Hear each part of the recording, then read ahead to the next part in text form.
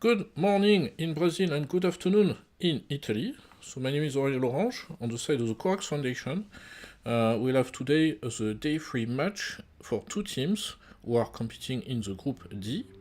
On one side you have UFMG, the Federal University of Minas Gerais in Brazil, and the other side we have IULM, University of Milan, with in Italy, in Milan. For this match they received the topic on the different themes on the two previous days of match. So this time is connected to trade law and in connection with environmental affairs. But before we move to the debate topic and the allocation of positions, I will ask each student to introduce themselves for this match. And I will start with Miss Beatriz Rodriguez Rossi. Welcome. Hi, I'm Beatriz. I'm from the Universidade Federal de Minas Gerais, and I'm very honored to be here.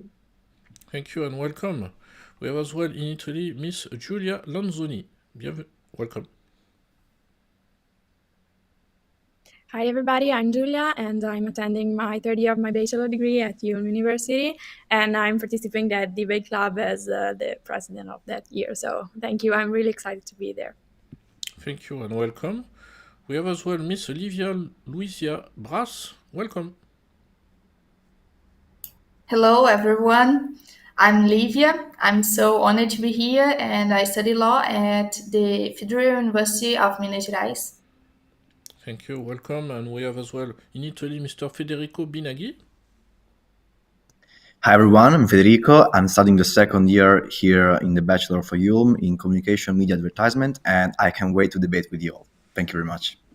Thank you, welcome. And we have Miss Amanda Ruiz in Brazil. Good morning, everyone in Brazil, and good evening for the ones in Italy. I study law in the Federal University of Minas Gerais, UFMG, and I'm very honored to be here also. Thank you very much. Thank you, welcome. And we mentioned as well that the third member, Mr. Nathan Amatucci, cannot join for this match, but we send him greetings, of course, because he has been preparing, I guess, the match as well with the rest of the team. And as well, I give the floor to the coach, starting with Professor Amina Weltenguera. So I think you can type. I can read if you cannot open your mic.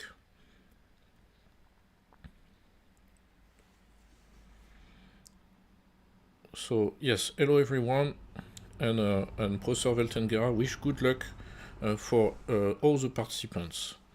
And we send greetings as well to the coach for the Italian side, so Professor Alberto Mingardi, and as well Miss Beatrice Lemay. So for this match we will have three judges. We send greetings and we thank them for their time for watching this match. The topic which was sent to both teams was corporate directors must have a fiduciary duty to prioritize environmental sustainability alongside shareholders' profits. So now we share my screen for the allocation of positions. This way we know which team will be in favor, which team will be against the motion. So normally you should see my screen, yes, now.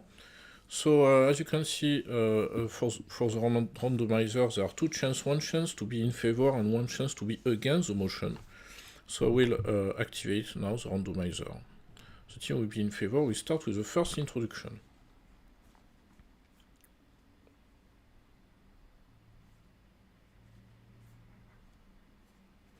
So for this match, UFMG, the Federal University of Minas Gerais, will be in favor of the motion, and we start with the first introduction, while IULM, University of Milan, will be against the motion. So it means concretely, the UFMG will defend the position that corporate directors must have a fiduciary duty to prioritize environmental sustainability alongside shareholder profits. While IULM, University of Milan, will defend the position that corporate directors must not have a fiduciary duty to prioritize environmental sustainability alongside shareholders' profit. So now you will have 5 minutes, and after the 5 minutes we'll hear the introduction from the Brazilian team.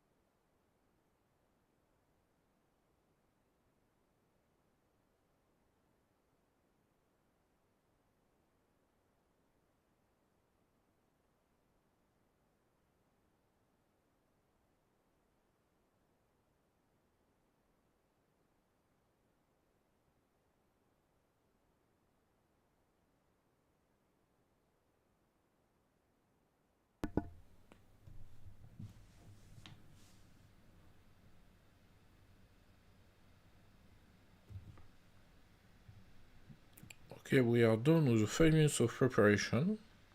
So I stop sharing my screen. I remind everybody that when you see the yellow card, it means you still have 30 seconds. You can continue to speak, and when you see the red card, it means time is over for speaking time. So now I give the floor to the UFMG, Federal University of Minas Gerais, for your introduction. You have 4 minutes. Okay, are you hear me? Yeah. Thank you. Okay, then I will start my speech in 3, 2, 1. Honorable judges and colleagues, today we stand at a crossroads. The climate crisis and biodiversity loss and the environmental degradation are no longer distant threats. They are here, impacting business, societies, and economies alike.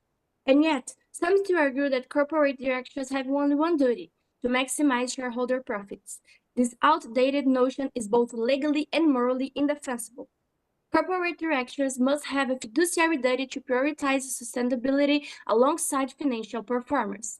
This is not only a matter of ethics, it's a matter of long-term business viability and legal responsibility. In addition, with climate risks and environmental issues increasingly affecting business operations, companies that fail to address sustainability concerns risk long-term financial damage. But by prioritizing environmental sustainability, directors can mitigate these risks and ensure the company's long-term profitability. Also, international frameworks make it clear environmental sustainability is an essential corporate responsibility, and we have 3 of them to present for this court. The first one is the United Nations Guiding Principles on Business and Human Rights that explicitly states that business must respect human rights, including those impacted by environmental harm. This means that directors who ignore climate risks are not just following society, they are following their own legal obligations. Secondly, the United Nations Environmental Programme's principles for responsible investment emphasize that environmental, social, and governance factors are integral to investment decision-making. This principle is based on evidence. Companies that integrate sustainability considerations into their strategies are more resilient, attract more capital, and secure long-term profitability. Investors increasingly recognize that environmental negligence creates financial risk, and corporate leaders must do the same. The third one is the Corporate Sustainability Due Diligence Directive, created by European Union. It mandates that large companies must identify, prevent, and mitigate environmental and human rights risks across their supply chains. This is a game changer. Due diligence is no longer voluntary, it's a legal obligation. Directors who ignore this responsibility will not only face reputational damage, but also legal and financial repercussions. Also, it's important to reinforce that directors have to follow their respective countries' legislation, and this legislation has to be in coherence with the international treaties that these countries have signed. As an example of internal regulation that were created to incentivize companies to cooperate to achieve the goals that were established in the international agreements, we have the Canada's ESG investment rules, the Japanese Stewardship Code, and the UK Stewardship Code.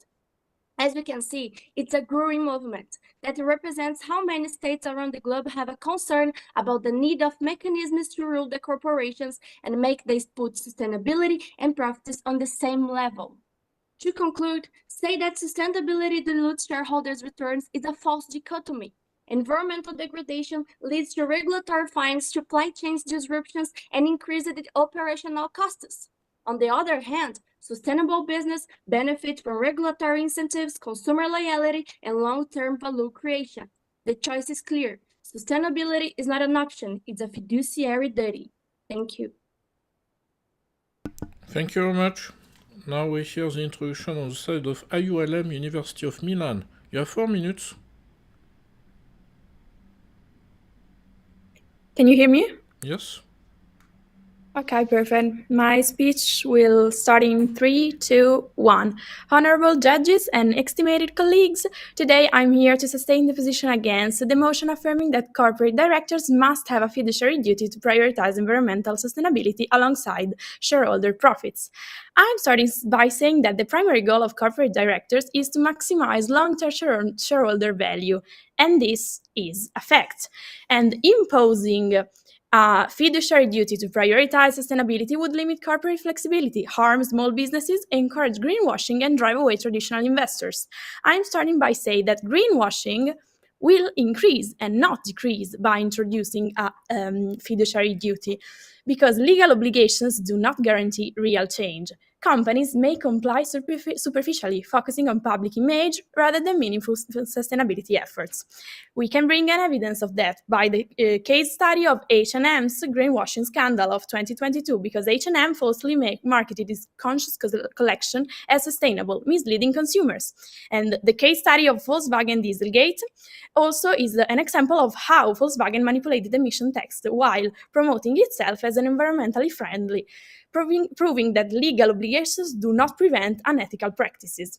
Instead of forcing compliance, we should encourage voluntary sustainability efforts to reduce greenwashing and drive a real change. Next, I want to switch to corporate directors that are not and should not be legally forced to prioritize sustainability.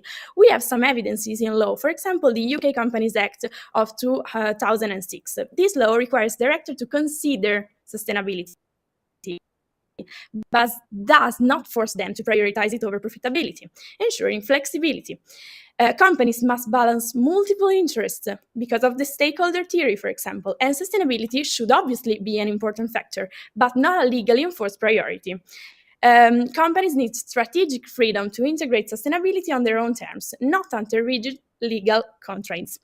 Last, I want to address the problem of SMEs, and they are really important in this debate because this introduction of this principle in law would harm small and medium enterprises. For example, large corporation could obviously afford sustainability compliance, but SMEs, that are the largest part of businesses around the world, would struggle facing higher costs and reduced competitiveness. And traditional investors also could be withdrawing their capital, reducing corporate growth and also innovation. So this kind of businesses would be really damaged and would struggle to sustain these compliances. We have an evidence of that because the EU Corporate Sustainability Reporting Directive says that SMEs protest its compliance costs, arguing the lack of financial and human resources to meet ESG obligations. And this is an evidence of the fact that SMEs cannot afford this legal obligation. For example, also an European Banking Authority study showed that many SMEs struggle with sustainability regulations, risking financial instability or also closure. So a fiduciary duty to sustainability would place an unfair burden on SMEs, leading to job losses and economic harm. So in conclusion, I want to say that a fiduciary duty to sustainability would limit corporate flexibility, harm SMEs, increasing compliance costs, encourage greenwashing as seen with the H&M and Volkswagen cases, and drive away investors. So this solution is not legal mandates, but market-driven sustainability that allows companies to act responsibly while ensuring financial growth. For this reason, we strongly oppose this motion, and thank you for listening. Thank you very much. Now we are moving to the first rebuttals. We hear first the first rebuttal by UFMG Federal University of Minas Gerais. You have 2 minutes. Thank you very much. I'll start my speech in 3, 2, 1. Honorable judges, I would like to thank my colleagues for their brilliant speech. However, we want to kindly disagree with it. When we analyze international treaties and agreements like the Paris Agreement itself, they often reach significant reductions in greenhouse gas emissions and the transition to a low-carbon economy.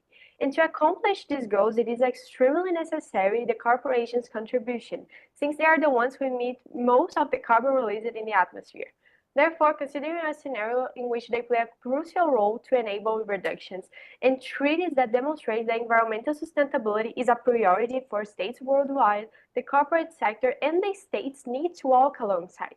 And corporate directors, as stewards of global capital, should be tasked with aligning their business operations to support these international environmental commitments. Moreover, a fiduciary duty to prioritize environmental sustainability can help ensure that corporations act in accordance with global environmental treaties. In this sense, there is a growing global movement where investors are prioritizing environmental, social, and governance factors alongside other aspects. As well, international law and guidelines for organizations such as the United Nations Principle for Responsible Investments emphasizes that investors should consider the long-term impacts of environmental sustainability, becoming a company objective to align the corporation's operations with environmental policies to ensure the companies remain attractive to responsible investors.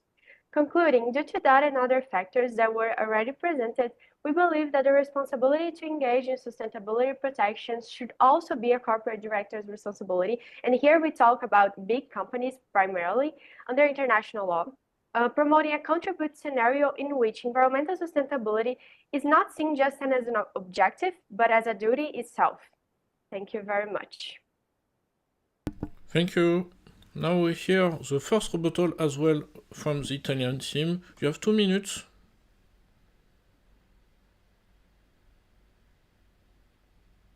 Can you hear me? Yes. So my speech will start in 3, 2, 1. Hello, everybody. So today I'm going to explain why, as we believe that the proposition team has brought some valuable points, these are completely overshadowed by the fact that their model is not sustainable. First of all, let's rewind a little bit. My colleague Julia said in her in a first speech, obviously, but in the third point, that small and medium businesses will not be able to even start, and this fact was backed by the EU Bank. This is especially important because what the proposition team is saying is that business will thrive on the long term. While this might actually be true, and we have not yet, we have had not have a real an example for this, but whatever. We sustain that small businesses could not carry the burden of these legally binding laws. Small and medium businesses will not be able to start because as these laws bind them, they will be not able to grow because the objective of a business is to maximize profit, and this has always been the case. If we in the status quo believe that small and medium business should also occupy the position of a legally binded activity, we could not foresee a future where, in fact, small and medium businesses could thrive. This is factually something that factually cannot happen, and because of this, we truly believe that small and medium businesses will not thrive, and this will severely inhibit the economics. Thank you very much. Thank you very much. Now we hear the second rebuttals. We start with the second rebuttal on the side of UFMG, Federal University of Minas Gerais. You have 2 minutes.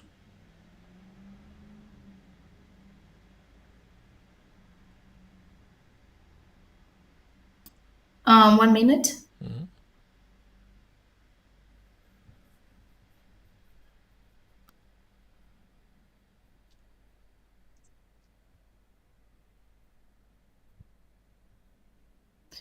All right, I will start my speech in 3, 2, 1. Honorable judges, I would like to thank my colleagues for their arguments again, but we want to kindly disagree about it.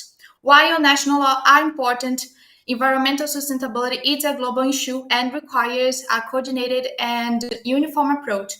It is important to emphasize here that multinational companies have a significant impact on the environmental and local communities, and it is necessary to establish global standards to ensure that these companies are accountable for their actions. Moreover, environmental sustainability is a fundamental human right and a right-based approach is necessary here, considering the obligations of companies regarding human rights and the environment. Furthermore, we have some interest case related to this topic. For example, we have the Smith vs. Van Gordon case. There is a landmark decisions in corporate law.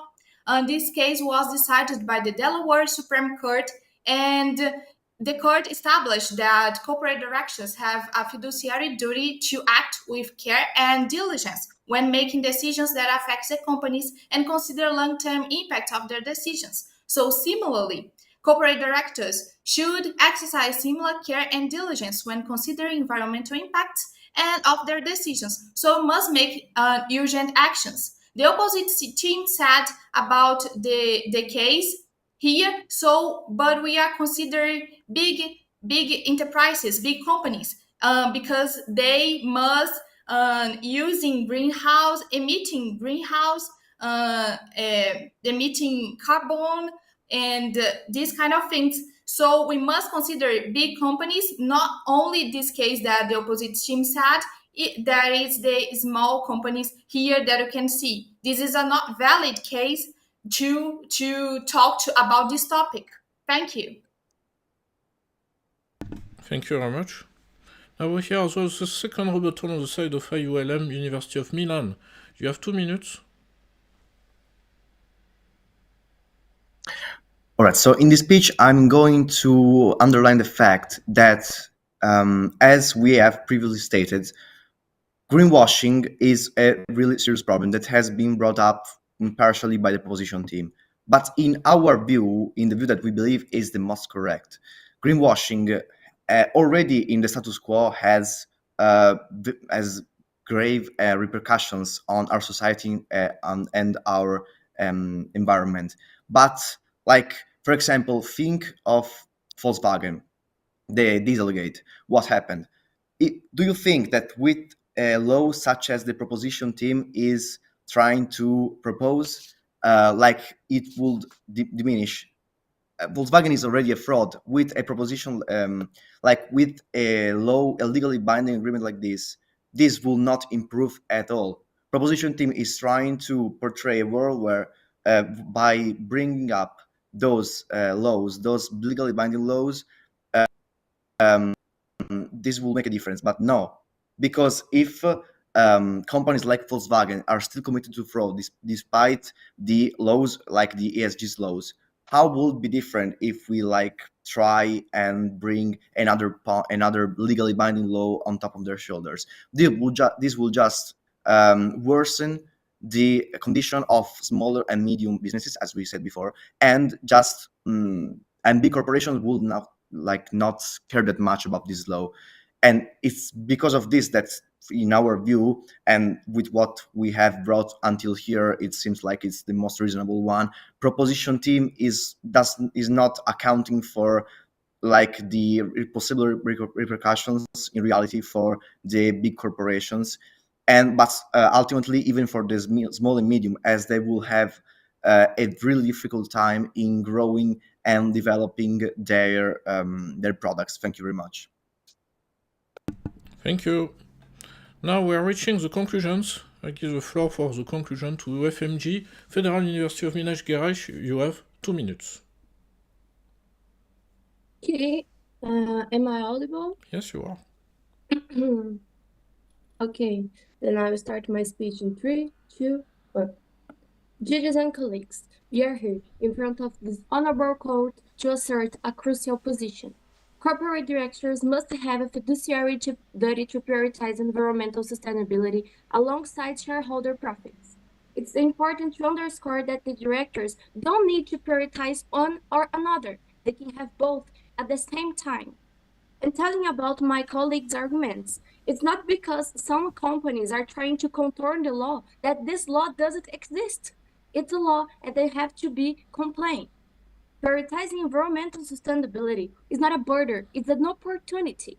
The law is changing, the market is changing, the world is changing. It's not a question of ethics, it's a question of survival, even for the small and medium companies.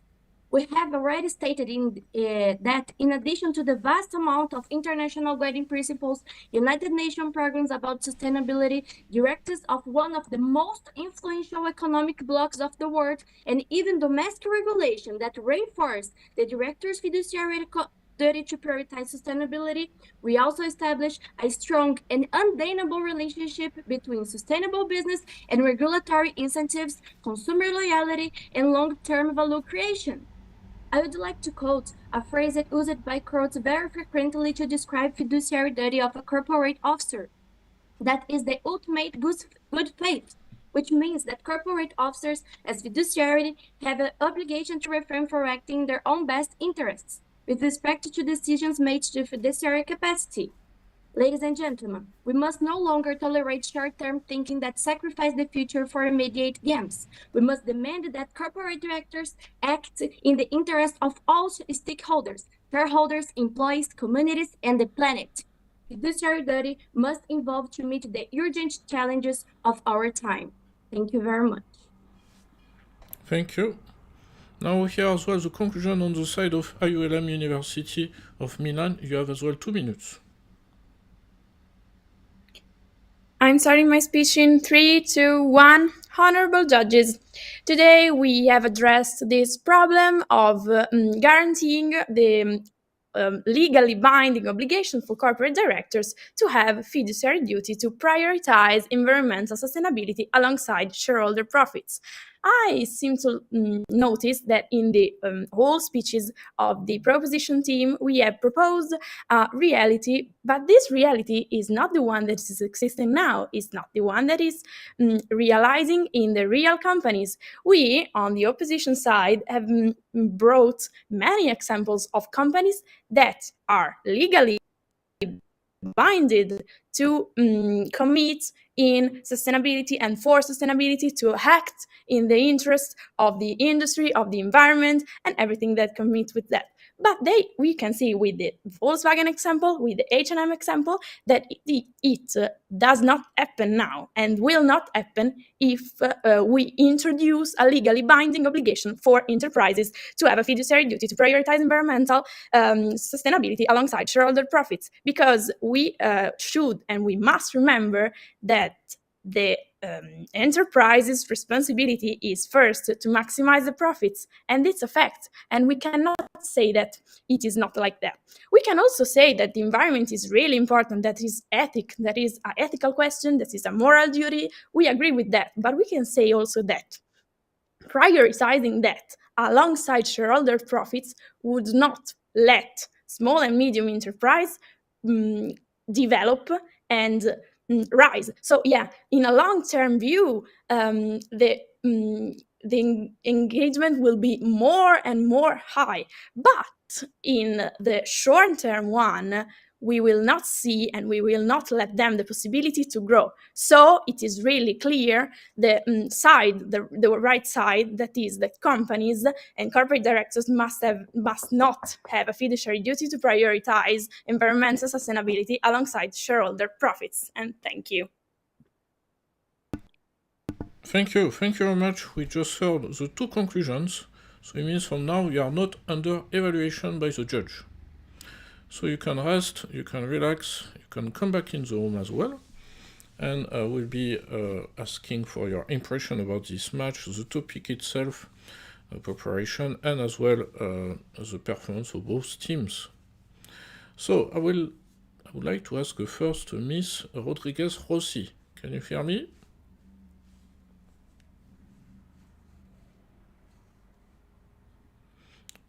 Yes, what do you think about the match? Well, I think that was a difficult theme because there is not too much legislation about it, and something that involves private companies. I think that is complicated at all, but I really like it. The other teams of the other matches are really interesting too, and I think we can always learn too much with them. Thank you very much. Miss Lonzoni, what did you think about the topic, the match, and the performance of both teams? I was really interested into that motion, so it is like more similar to what I am effectively studying, because I'm studying business and marketing, so it is like more in related with the field I'm studying in, and I preferred that motion alongside the other one that we afford in the other matches, and it was really interest also for our preparation and for finding argumentations, thesis, and examples. Like, for example, we also focused very much with the examples like Volkswagen, and we read the cases, so it was really interesting in that case. But we struggle a little bit because of the lack of the other team members, so it was like little problem with the preparation, but it was fine as well. Okay, thank And you. it was a really exciting. Thanks. Thank you. Thank you very much. Miss Brass, what do you think about the match? It was an unexpected topic, and we need to study a lot because it was unexpected. But I like the debate and how things goes, and it's really nice learning a lot and also debating about some interesting topics, and I like it. Thank you. Thank you very much. Mr. Pinaghi, what do you think of the match? Yeah, so I think it was really interesting debate to prepare, even though we had like some difficulties because we were only two in the team. But nonetheless, I think it was interesting because at first glance you will be like, "Oh yeah, this is like biased towards the proposition. Like, why should like corporate directors not root for better sustainability?" But then you like delve a little bit into it, and you discover that yeah, maybe it's not as like straightforward as it seemed. It's like yeah, it was really interesting because my opinions on the topic itself changed a lot during the preparation. So from like yes, I'm totally proposition team, I went to yeah, I might also be opposition. Yeah, so it was really cool to like learn about this topic. Thank you very much. Thank you. Thank you very much. And Miss Ruiz, what do you think about the topic? As Olivia said, it was a little unexpected for us because financial duty is something really specific. So for us, was kind of hard to actually learn about the topic and prepare in able time. So I think it was okay. We did well, and the other team of Milan did well too. But there were arguments I found really interesting in the debate because like the greenwashing argument, we didn't thought about it when preparing to the other side.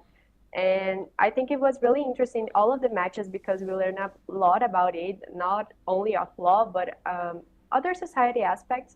So for me, it was very interesting. I learned a lot, and it was really nice. Thank you. Thank you very much. Now, after this session, after the collection of your impression, I will simply ask you, out of the 3 topics that you have been exploring, and maybe there are some other areas that you have in your studies itself, so which field did you prefer? So remember, we had space law, environmental law, corporate law, a bit more, let's say. So I will ask each of you what is your preferred area of law and where you see yourself you could maybe be working. It could be in connection with other aspects, not just the law, it could be business, communication, etc. So I'll start first with Miss Ruiz.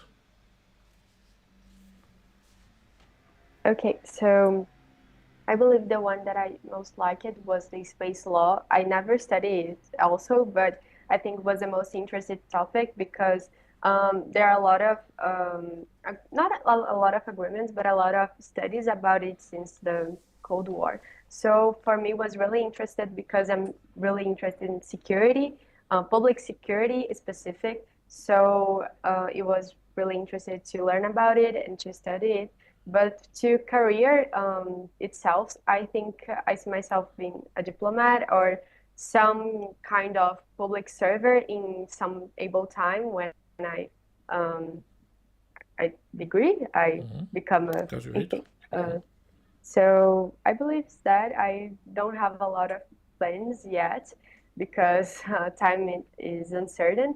But I believe something in this area of the public sector and the state and public security and this kind of things. Thank you. Okay, thank you very much. Miss Lanzoni, where do you see yourself working in connection maybe with some of the topics or not at all? Okay, I think that my favorite topic in terms of interest and effort put in preparation is as well the one regarding the space law. It was really interesting to find information, to research information, and it was really, really exciting to address. But in terms of interest, my personal interest, this on the corporate law was like more in line with what I am interested in, and I'm in a future I would like to specialize also in. Now I'm graduating at my bachelor, and now I'm going with my master's degree in strategic communication, and so I'm interested in the field of public affairs and diplomacy as well, and the part regarding governance and everything that goes with that. So it is like more in my interest for my future. Yeah. Okay, public sector, working for states, embassies, maybe. Okay, thank you very much. And Miss Brass, what about you? And when I searching about the topic, I really like the day one, the failure of states to take adequate climate change, and it was really nice and to me because I'm really interested in environmental issues and related to that, and even I can learn a lot about the state and some topics related to the law in the state. So terms, specific terms, and I really like it. But in how the debate going and was going, I like this debate and the other as well, and it was really good to us and to see our evolution as well, because we started new here doing this, and it's good to see how we are evolving. So I really like it. Thank you. Yes, it is always an evolution, match after match. So we are really happy that you managed to indeed see from the first match until now actually the change. Mr. Binagi, so which topic and where do you see yourself working as well in the future? So I also liked really much the space law because I think it was really not interesting, was fascinating even to study like how it works up there, like the different logistics and hard laws. Even it was really neat to like delve into the topic. However, I don't think I'll be in this like market sector in the next years of my life. So I'm actually studying communication right now, but I think I'll be like specialize in management. So something more business oriented will be my thing. Okay, thank you very much. And finally, Miss Rodriguez Rossi. I think that I didn't have a favorite one, but I actually give the most surprised one that is all about environmental law. I never studied too much about it and never have a much interest in it, but the competition really opened my eyes about it, and I really like to study about green law and sustainable. It's an important topic for all of us. It's a global interest, so I think that's not more diplomatic than human rights and environmental law. It's a complete agreement about it's interest of all the world, not a country or another. It's a consensus. It's a world consensus, and I think that's the part I most like about it. And about the career, I think I like recently I opened my eyes about the academic career. I really like study and read, and I think that makes sense for me. And I think I would like to listen aid too. I think I would like it, but the diplomatic career is also an option for me. The international part and the politics too. I don't know. It's so many options that I can choose one. Okay, thank you very much. So plenty of possibility and time, of course, to try with internships as well. As well, we'll talk about this a bit later because, yeah, maybe I can ask you directly. Yes, around the time of the networking session in mid-April with all the teams, so it is yeah, in a few weeks from now, we invite everybody by email, of course. Yes, we are thinking as well to organize eventually a CV workshop and a cover letter workshop for having jobs in international field. So do you think that's something which would be interesting for you? Yes? So to attend, of course, we'll send you more information, but indeed, from the perspective from The Hague, where there are many international organizations and companies as well, here you have Philips, Shell. I mean, I should not say so many brands on YouTube, but anyway. But in any case, yes, we'll try to organize this kind of thing for all the teams, and you will know in advance about it. So yes, finally, a very last question. What is a big cultural event or yeah, a traditional event that you would advise to attend if we come to your city or your country? So we start first with the Brazilian team. So if the Italian team goes to Brazil, I don't know if you have been already? No? No. Okay, so in case they come to Brazil, so what they should attend as an event? So who like to tell? I think I'll start. We have a lot of events here in Brazil. Brazil is really excited to do a lot of things. We are always doing a lot of things, but the principal, I think, it's Carnival. I think Italy has a carnival too, but it's not like Brazil. Italian is more, I don't know how to say this word in English, but it's more small and I think less people in the streets. And here in Brazil, you have a lot of people in the streets and a lot of music and a lot of the costumes are different too. They're less close, and it's really nice. It's really interesting to be here in Carnival. And we also have Festa Junina that's like in June, in which we have it's like a country kind of party in which we have a lot of food, a lot of country music, and it's really interested too. It's more calm than Carnival, but it's also really nice. And I think if you come to Brazil, you need to go to both these ones. And I think Livia and Bia will talk about other ones. Thank you. Yes, you want to complete? I think that Carnival is definitely the principal one because there are 4 days that all the country stops and everybody just go to the streets party and I think that's something that didn't have in any part of the world. Brazil is definitely know it because of the Carnival, and we have the avenidas de samba that is amazing. We have huge allegorical cars and batteries that are kilometers long. It's something crazy and very cultural in us. I think everybody likes Carnival in Brazil. And I also think that if you guys come to Brazil, you also will like Carnival. Okay. And I think all the parties in Brazil that are not typically, but our New Year's on the beach are really really good. The fires, artifice fires, are really beautiful, and we're really famous about our parties and how contagious they can be. So it'd be a pleasure meet you guys and bring you guys to Brazil carnivals. I'm pretty sure that you guys will love it. Thank you very much. Myself, I've been 2 times in Brazil, but not at carnival time. It was for work, for teaching actually.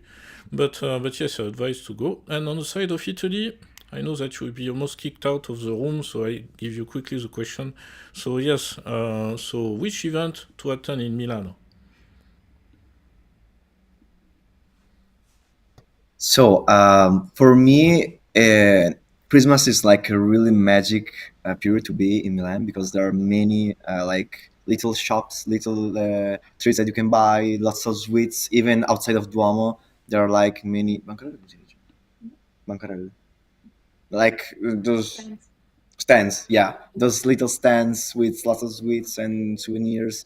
It maybe if it's snowing, it's not snowing very much last years, but if it's snowing, it's even more magical for me. I think it's a really cool experience for me. Okay, and you are preparing Olympics as well next winter, I think, in Milan. So yes, myself I will go. I have tickets, not me, but a friend found tickets for me. So I will be next year in January as well in Milano. So many thanks. I will release you because otherwise I will have problem with the university in Milan, or as well you have other things to do during the day as well in Brazil. You receive, of course, the results during the next days, and we thank you for this match, and you will hear from us as well for the networking part in mid-April with all the teams, so you'll be able to network with all the other students. So many thanks, we keep in touch, and wish you a great rest of the day and week. Thank you very much. Thank you Thank so you. much. Thank you Have very a much. nice day. Bye. Thank you, Bye-bye. bye-bye. Bye. Bye-bye. Bye.